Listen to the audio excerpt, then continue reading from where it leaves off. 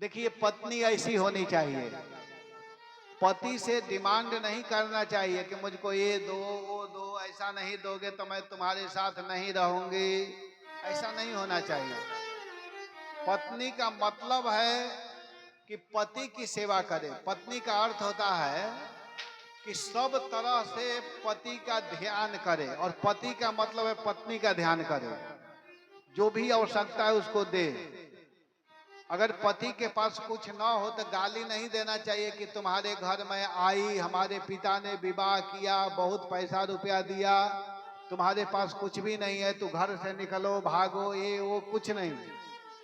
सीता जी बोल सकती थी, कह सकती थी सीता जी कि मेरा विवाह मेरे पिता ने आपके साथ किया, मैं जंगल में थोड़े जाऊंगी। या लड़ाई कर सकती थी सीता जी वहां पर दशरथ जी से, कैकेयी से, कि हमारा भी तो अधिकार है, हमारा भी तो घर में अधिकार बनता है, हमारे पति जंगल में क्यों जाएंगे, हम लोग नहीं जाएंगे, हमारी जो हिस्सा है वो दे दो।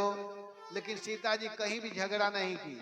और यहाँ भी मान लीजिए भगवान कहे कि हे सीता तुम अंगूठी अपना दे दो, तो सीता जी ऐसा नहीं कर सकते कि लो तू सब कुछ तो दे ही दिया, मेरा श्रृंगार भी उतरवा रहे हो।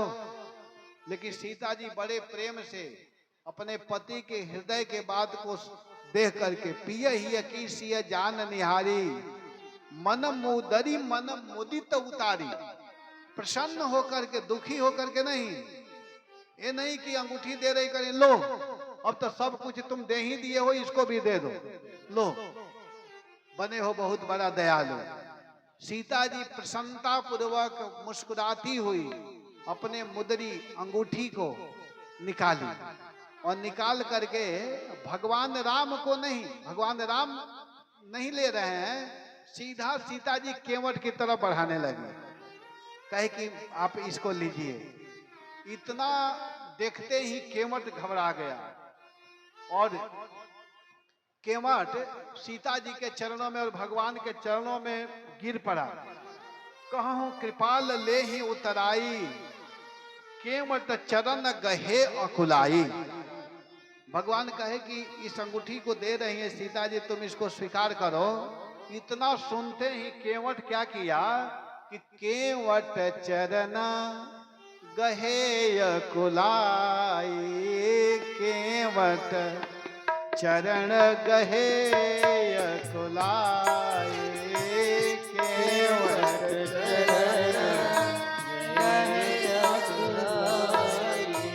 भगवान के चरण को पकड़ करके केवट घबराने लगा। कहा हे प्रभु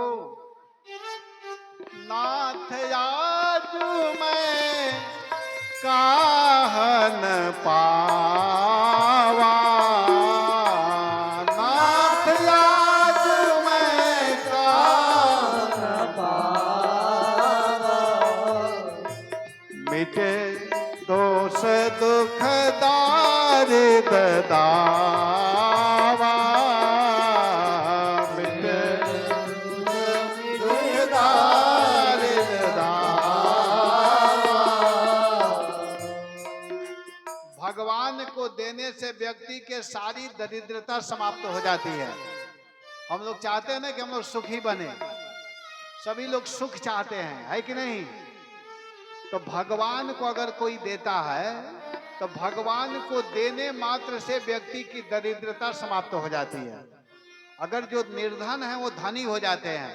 इसीलिए भगवान को देने में कभी पीछे नहीं हटना चाहिए।